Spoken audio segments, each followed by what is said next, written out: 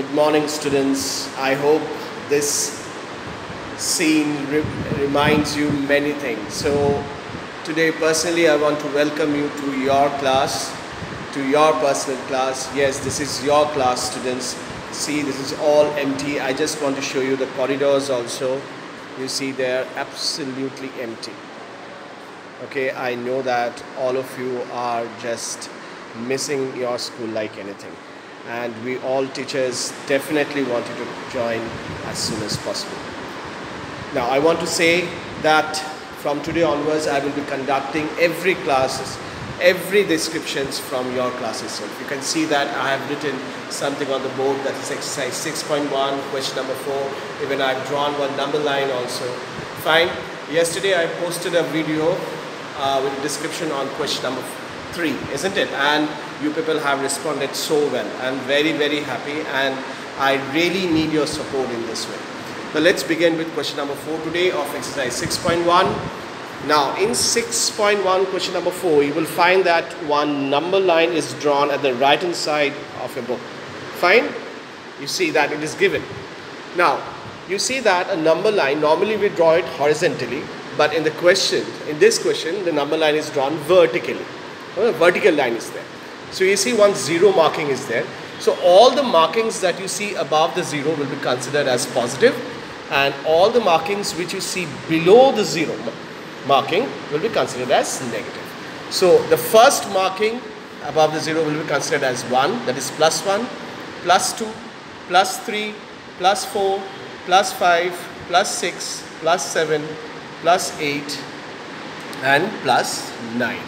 And similarly, if you just go down below 0, then what you will say? Well, the first marking will be considered as a negative, that is -1, -2, -3, -4, -5, -6, -7, -8, -9 and -10. So E would be considered as -10. Now what is the first question? What is the first question given in question number 4? That is sum number A. If point D is +8, then which point is -8?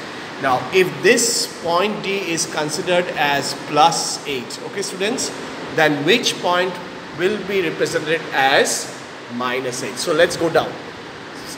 8, 7, 6, 5, 4, 3, 2, 1 and 0. This is 0 marking, and below 0 we'll consider all the marking as negative, that is -1, -2, -3, -4, -5, -6, -7 and -8. That is point F will be considered as -8.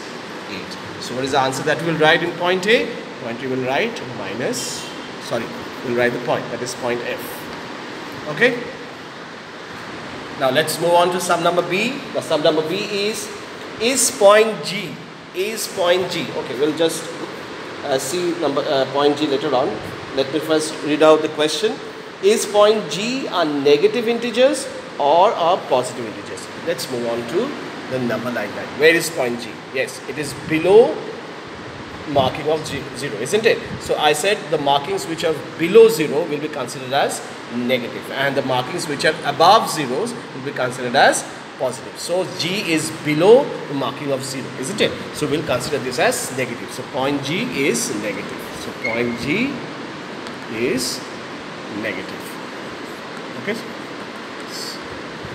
So it's the answer of sum number B. Now let's move on to sum number C. Write integers for point B and E. Now again we have to consider the number line. Now point B. Now which number represents point B? Now let's see, we have to count. This is 0. So above 0 is all positive numbers, isn't it? So this will be considered as +1. A would be considered as +2, then +3, and B would be considered as +4. So B represents +4.